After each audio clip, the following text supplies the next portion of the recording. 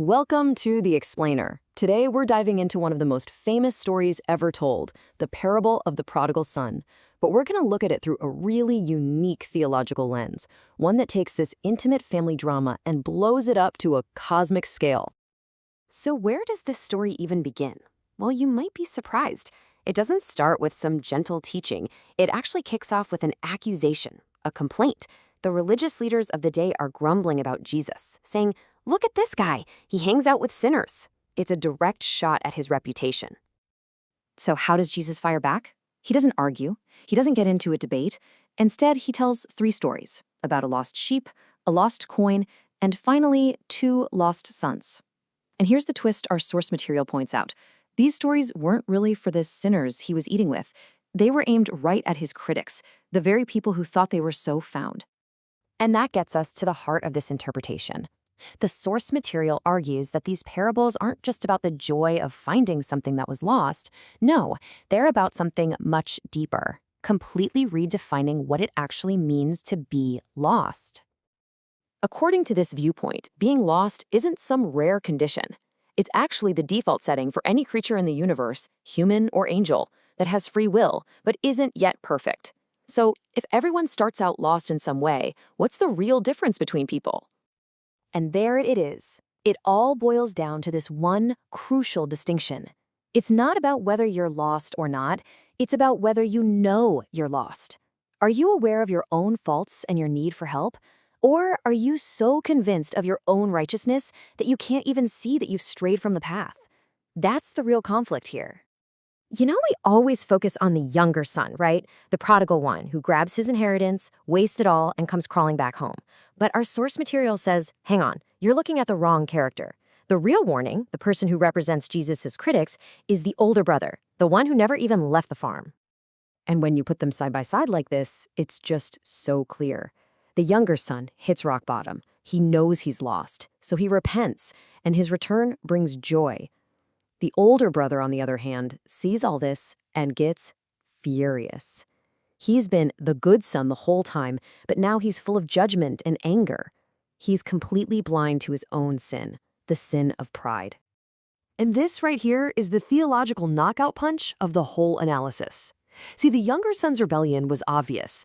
It was so bad it led him to repentance. But the older brother's self-righteousness, that's way more dangerous, spiritually speaking, because it makes repentance feel totally unnecessary. I mean, how can you seek a cure for a disease you don't even believe you have? So you have to ask, what caused this blindness in the older brother? How could someone so committed to doing all the right things end up so incredibly wrong on the inside? Well, the source we're looking at says it all comes down to a fundamental misunderstanding of the law. The text argues that the law, or 율법, as you see here in Korean, was never supposed to be just a big book of rules, a checklist to earn God's favor. Its real point, its true purpose, is to be the structure for how we express love. The commandments are just what love looks like when you put it into practice. This is such a brilliant way to picture it. This is the older brother's fatal error. When you take the law and you pair it with love, it becomes a guide to life, the tree of life. But if you take love out of that equation, the law becomes a weapon. It turns into the tree of knowledge, a tool you use only to judge others, to separate good from evil. And that is exactly what the older brother did. He used his obedience to condemn his own brother. Okay, so now I need you to buckle up because the analysis is about to take a huge leap. We're zooming way out from this family drama. The source argues that this older brother problem, this blindness that comes from being self-righteous, it's not just a human problem, it's a universal one. The idea is that this is a challenge for all created beings with free will, and it's so big that it requires a divine solution on an absolutely epic scale. So in this view, the parable isn't just a parable, it's a miniature version of God's entire plan to redeem the cosmos. And here is that plan, laid out as a timeline. According to this source, the end game kicks off once a specific number of martyrs has been reached. That triggers the seventh trumpet and the first resurrection of the faithful. Then comes a 1,000-year kingdom on a renewed earth, and it all leads up to this final moment, the great white throne judgment, where not just people but death itself is finally judged and destroyed forever. So let's talk about that final stage, the end of sin. This isn't just about punishment. It's presented as the total, complete cleanup of the universe, the final eradication of sin and all of its effects from reality itself. And get this, at this final judgment, according to the source, it's not just about individual souls.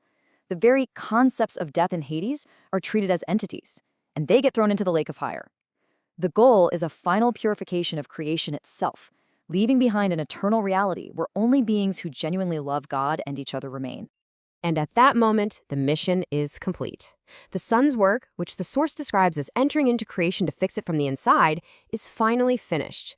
He's purged the cosmos of all sin, and now he can hand a perfect, restored universe back to the Father. And what's the ultimate point of all this? The source points to this famous verse from the Apostle Paul. The final goal is a state where God is all in all, the undisputed center, the very substance of a reality with no sin, no rebellion, nothing to get in the way. So, to bring it all home, after that journey from a simple family story all the way to a cosmic redemption plan, we're left with this really sharp question. The parable shows us two ways to be lost. The younger son got lost by breaking all the rules. The older son got lost by keeping them all, but without love. And that forces us to look at our own lives and ask a tough question. Is our sense of being good based on our own efforts, our own rule following?